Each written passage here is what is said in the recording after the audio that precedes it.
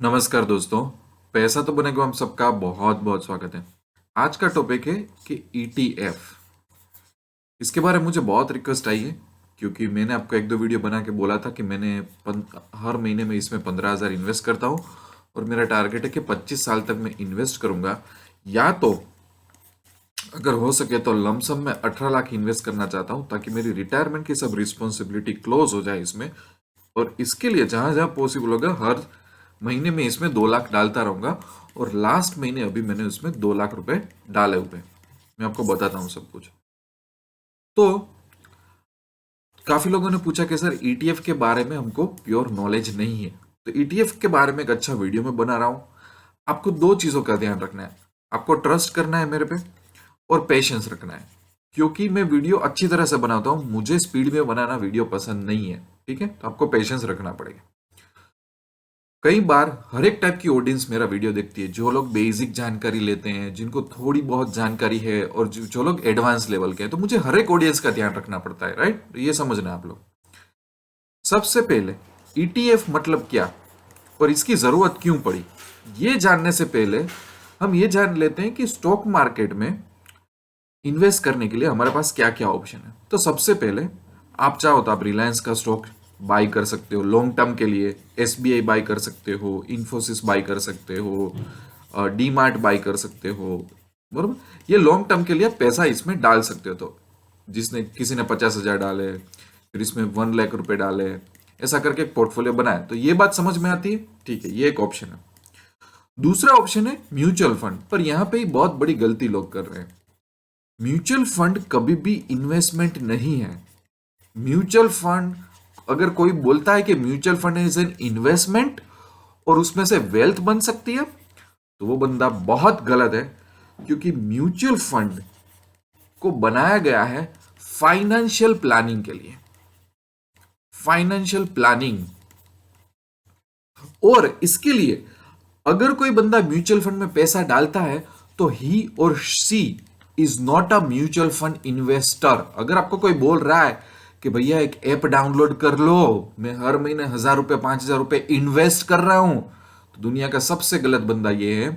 Mutual fund में अगर कोई बंदा पैसा डाल रहा है तो उसको सिंपली बोला जाता है यूनिट होल्डर। Unit holder. क्योंकि म्यूचुअल फंड में जब पैसा डालते हो 5,000, तो आपके पास 100-200 उसके यूनिट आते हैं, राइट। ठीक है ना।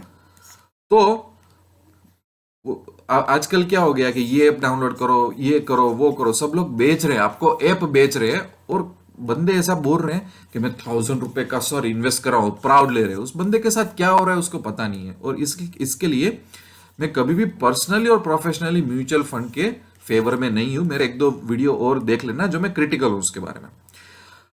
अब मुझे आपको समझाना है कि ईटीएफ क्या है। तो मैं थोड़ा स्टेप बाय स्टेप आपको ले जाना चाहता हूं कि पहले तो आपने समझ लिया कि कोई बंदा रिलायंस में इन्वेस्ट कर रहा है, कोई बंदा एसबीआई में इन्वेस्ट कर रहा है, इन्फोसिस में इन्वेस्ट कर रहा है, ऐसा करके वो इन्वेस्ट कर रहा है। दूसरा कि वो फाइनेंशियल प्लानिंग के लिए म्यूचुअल फंड कंपनी के पास जाएगा कि भाई 1,000 रुपए डालो 20 साल के लिए, 5,000 रुपए डालो। क्यों? क्योंकि फ्यूचर में उसको कुछ रिस्पॉन्सिबिलिटी उसकी पूरी करनी है। वो रिस्पॉन्सिबिलिटी क्या हो सकती है कि चिल्ड्रन का एजुकेशन हो सकता है कि नहीं हो सकता है। फिर हो सकता है कि चिल्ड्रन का मैरिज हो सकता है कि नहीं हो सकता। फिर हो सकता है कि रिटायरमेंट हमें प्लान करना है, ठीक है। कुछ और डेली एक्सपेंस हमको प्लान करने हैं आगे की लाइफ में। तो काफी सारी चीजें होती है जिसके लिए हम म्यूचुअल फंड में पैसा डालते हैं, ठीक है, because it's a financial planning. अब म्यूचुअल फंड को मैं डिटेल में समझाना चाहूं तो मुझे 2-3 घंटे भी कम पड़ेंगे। पर जिन लोगों को शायद पता नहीं कि एग्जैक्टली म्यूचुअल फंड क्या होता है, कुछ नहीं होता भैया। वो ऐसा होता है कि आप 5-5 हजार म्यूचुअल फंड वाले को दे रहे हो, ठीक है, समझ लो।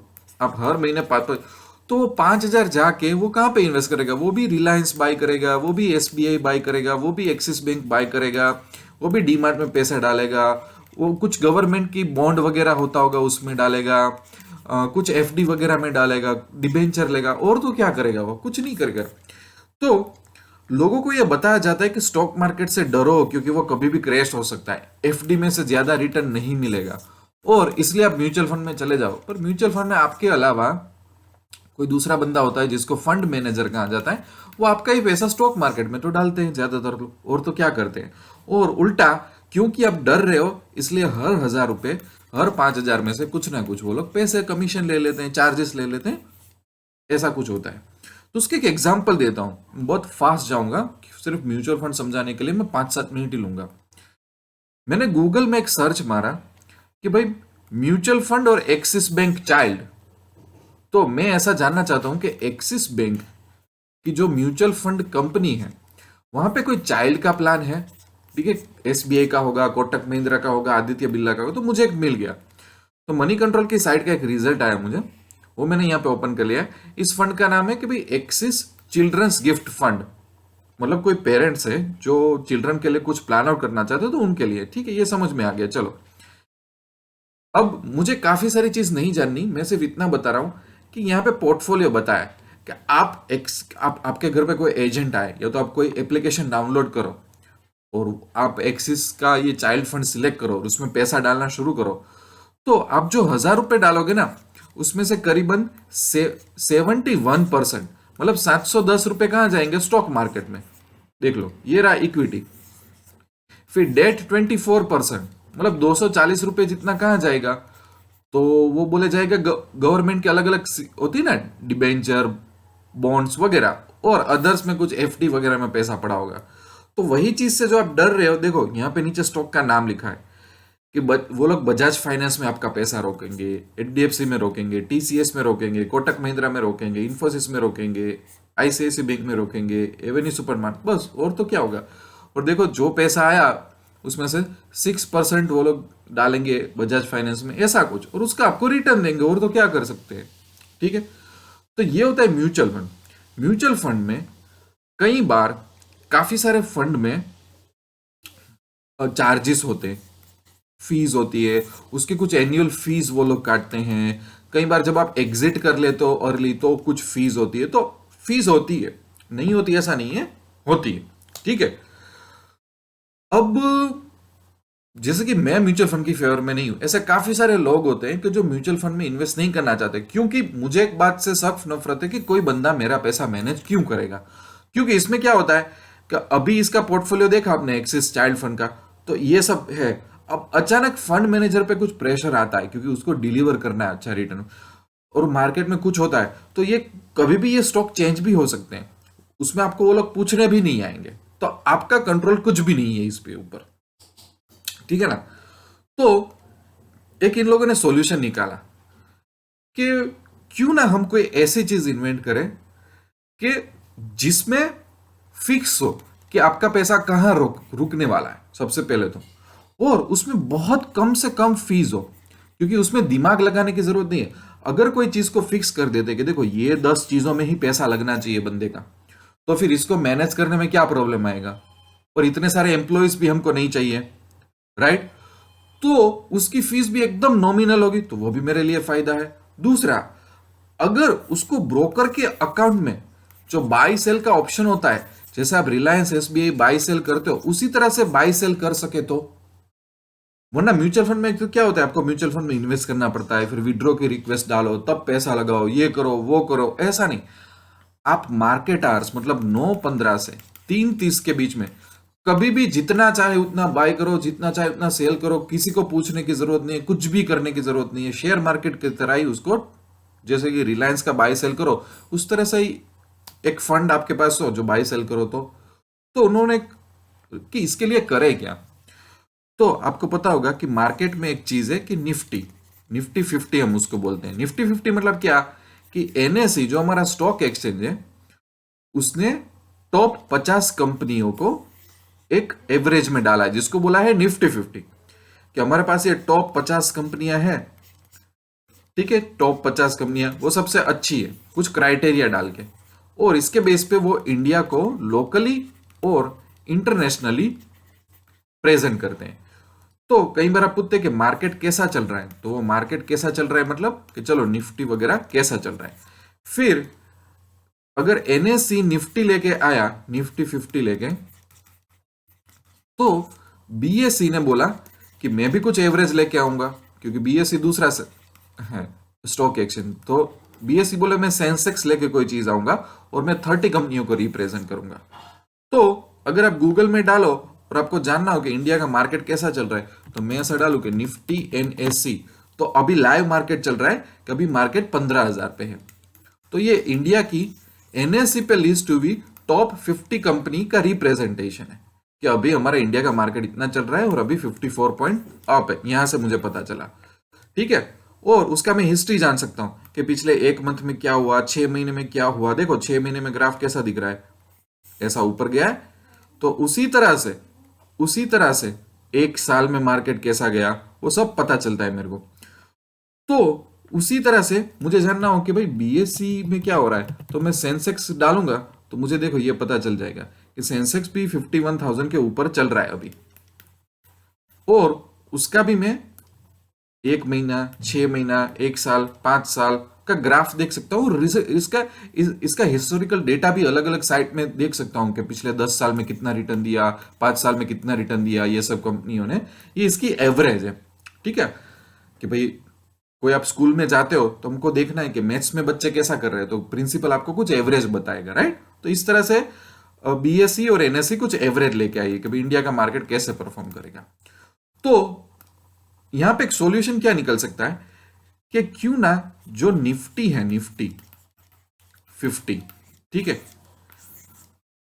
उसमें से एक फंड बनाया जाए, उस फंड को नाम दे दो N50। चलो एग्जांपल के लिए, इसका मतलब क्या कि आप जो 1,000 रुपए इसमें डालोगे ना, ऑटोमेटिक किसी एजेंट बैंक में कोई भी एप्लीकेशन डाउनलोड की जरूरत नहीं है, मैं अभी बताता हूं।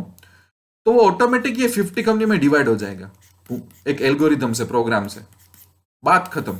और जब आप बाय सेल करते हो तो एक छोटा सा माइनर ब्रोकरेज लगता है जिसको हम फी बोल लेंगे, तो एकदम एकदम नॉमिनल होगा। और आप कभी भी मार्केट आवर्स के टाइम, अब आपको लगता है कि नहीं इस बार मैं 100 रुपए ही डालूंगा, आपको लगता है कि एक बार मैं 5,000 डालना चाहता हूं, एक बार मैं 50,000 डालना चाहता हूं, आप कुछ भी कर सकते हो। तो अब इसमें अच्छा क्या हुआ पता है कि ये हमेशा निफ्टी की जो 50 कंपनी होगी उसमें ही इन्वेस्ट होगा ऑटोमेटिक। तो आपको पता है कि आपका पैसा कहां जा रहा है, वो चेंज नहीं होने वाला है। फिर कई बार सेंसेक्स के कुछ फंड होते हैं, जैसे कि S50 उसको बोल लो। फिर अपने पास काफी सारी आईटी सेक्टर है, तो उसका एक मान लो कि IT10 करके एक फंड हो, तो मतलब इंडिया की टॉप आईटी कंपनी होगी ना, टॉप 10, हमेशा आपका पैसा उसमें ही जाएगा। तो हर बार मैं 1,000 रुपए अलग से डालू ना कि नहीं मुझे आई टेक्नोलॉजी कंपनी का फायदा उठाना है अगले 20 साल तक, तो अगले 20 साल तक 1,000 रुपए मैं IT10 में डालता रहूं, IT10 में।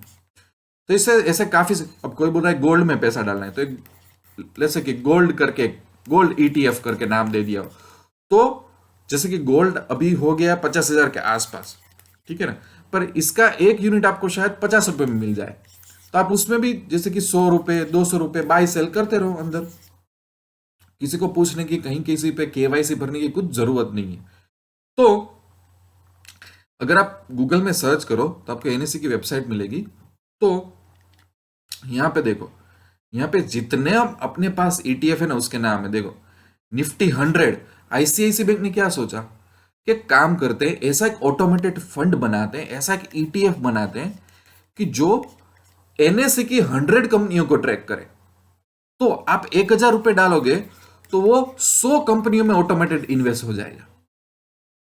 फिर बोले प्राइवेट बैंक, फिर बोले सेंसेक्स, फिर बोले डेट गवर्नमेंट का, मिड कैप छोटी छोटी कंपनियां में, स्मॉल कैप होती है उससे भी छोटी छोटी कंपनियों में। तो ये काफी सारे हमारे पास, काफी सारे, काफी सारे, काफी सारे। देखो इसको बाद में स्टडी कर लेना। सिर्फ कोई बंदा बोले मुझे सिर्फ बैंक में इन्वेस्ट करना है, तो भी है हमारे पास नेक्स्ट 50, समझ रहे हो। तो अब मैं आपको क्या बताने जा रहा हूं पता है, कि ये समझ लो कि इसमें से कुछ अपने को फंड पसंद आया, अपने सिलेक्ट कर लेते हैं, ताकि मैं आपको ब्रोकर के अकाउंट में जाके उसको बताऊं। ठीक है, अब जैसे कि मैं यहाँ पे जा रहा हूं, मैं देख रहा हूँ कि अच्छा कहाँ पे इन्वेस्ट करना चाहिए, कहाँ पे इन्वेस्ट करना चाहिए। तो मुझे कुछ दिखा कि भाई एक ICICI का एक फंड है जिसको बोलते हैं निफ्टी 100, ICICI NF100। तो मैं ट्राई करता हूं कि यहाँ पे अपने ढूंढ सकते हैं ICICI NF100। देखो ये रहा, समझ रहे हो। और उसका एक यूनिट अभी चल रहा है 163 में, और ये मुझे बाय और सेल का ऑप्शन मिल गया। तो मैं यहाँ पे बाय पे क्लिक करूंगा, डिलीवरी में चला जाऊंगा। ठीक है, अभी ये वर्क नहीं कर रहा है, कई बार मेरा ऑनलाइन ऐसा होता है मेरे साथ। तो इसमें मैं अभी 163 का एक यूनिट चल रहा है, तो इसमें मैं आराम से इसके मल्टीपल में कभी भी बाय कर सकता हूं, कभी भी मैं सेल कर सकता हूं, no need to worry about it. ठीक है ना। तो मेरा एक इन्वेस्टमेंट अभी चल रहा है निफ्टी 20 में, जो निप्पॉन करके कंपनी है वो मैनेज कर रही है।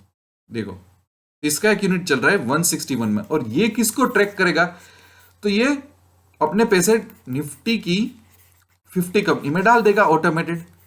तो स्टॉक मार्केट में जितना रिटर्न मिलेगा ना, उतना ही इक्वली मुझे मिल जाएगा इजीली, और मेरा ब्रोकरेज ही जाएगा इसमें से, और कुछ नहीं जाएगा।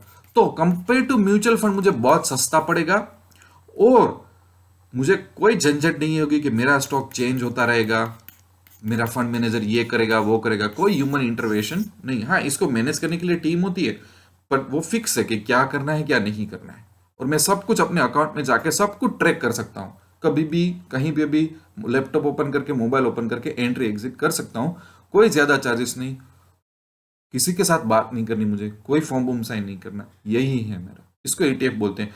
तो आपको गोल्ड में करना हो, आपको IT कंपनीज को फॉलो करना हो, आपको दूसरे दूसरे सेक्टर को फॉलो करना हो, तो ये सब स्टडी करो, और इसके ब्लू लिंक पे क्लिक करो कि आपको पता चलेगा कि अच्छा ये फंड है तो वो क्या करता है। तो वो बोलेगा कि अच्छा ये टॉप प्राइवेट बैंक के लिए, टॉप पब्लिक बैंक के लिए है, ये इसके लिए है, वो उसके लिए है। ये सब बहुत सही होता है, ज्यादातर लाइफ में यही करना चाहिए। और मैं अभी आपको बताता हूँ एक चीज, अगर दिखे तो मैं बता रहा हूँ।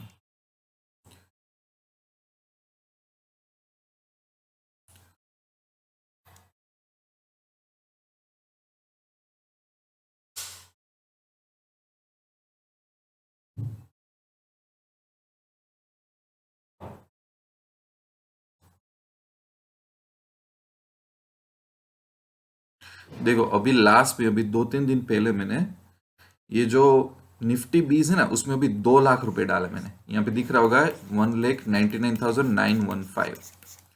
और कहीं पे अच्छी तरह से दिखता हो ना, तो भी मैं आपको दिखा देता हूँ, ताकि आपको पता चले कि मैं जो बात बोल रहा हूँ एकदम रियल बोल रहा हूँ, और मैं जो कर रहा हूँ मैं खुद फॉलो भी कर रहा हूँ। देखो, मेरा एवरेज रेट है 156, और अभी मार्केट रेट चल रहा है 161, और उसने देखो 2,44,704 का इन्वेस्टमेंट बताया। क्यों? क्योंकि अभी तक मैं कुछ 3 बार 15-15 हजार डाल चुका था, और उसके बाद मैंने 2 लाख का इन्वेस्टमेंट किया।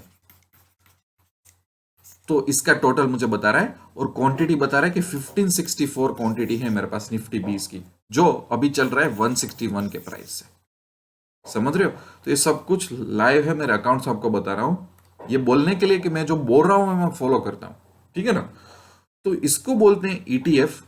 मुझे नहीं लगता कि, देखो आप गूगल में सर्च करोगे ना कि ETF, तो ये वेबसाइट NSE की मिल जाएगी आपको। फिर जैसे कि स्टडी करो कि भाई अच्छा, ये प्राइवेट बैंक वाला ETF है, तो उसमें क्या होता है, कौन सी प्राइवेट बैंक इन्वॉल्व है, क्या है इसका, बस इतना, और कुछ भी नहीं। मिड कैप होता है तो मिड कैप जो कंपनी होती है उसमें इन्वेस्ट होता है, स्मॉल कैप मतलब छोटी छोटी कंपनियों में इन्वेस्ट होता है। तो आपको किसी पे डिपेंड रहने की जरूरत नहीं, आप खुद अपने पैसों के मालिक हो। कभी भी एंट्री एग्जिट, मुझे अब इसमें से जैसे कि मैंने इन्वेस्ट किया है, मुझे कुछ जरूरत पड़ी तो वही चीज मैं सेल कर दूंगा। समझ रहे हो? तो बस यही होना चाहिए, और इसको बोलते हैं ETF। सो ETF उन लोगों के लिए कि जो कंट्रोल खुद रखना चाहते हैं, कॉस्ट कम रखना चाहते हैं, और खुद सब कुछ मैनेज करना चाहते हैं। ठीक है, समझ रहे हो आप? तो यहाँ पे ये वीडियो एंड होता है। अभी फिर भी कोई क्वेश्चन हो तो मुझे व्हाट्सएप या तो ईमेल एड्रेस पे, मैंने मैंने यूट्यूब के डिस्क्रिप्शन में ईमेल वगैरह डाला हुआ है, आप मुझे दे देना। कई बार सिर्फ आंसर होने में देर लगती है, पर मैं आंसर लोगों को देता हूँ, ऐसा नहीं कि मैं नहीं देता हूँ, आंसर देता हूँ। और अगर स्टॉक मार्केट के बारे में सीरियस हो तो पैसा तो बनेगा कि वेबसाइट पे कोर्सेज करके सेक्शन है, उसमें चले जाओगे तो काफ़ी आपको फ्री कोर्सेज मिलेंगे। बाद में आप प्रीमियम कोर्सेज पे भी जा सकते हो, कोचिंग के व्यू पॉइंट से सब कुछ ये बनाया गया है। तो यहीं पे मैं वीडियो एंड करता हूँ, मिलते हैं दूसरे वीडियो में, तब तक के लिए wish you lots of love and happiness. Thank you very much.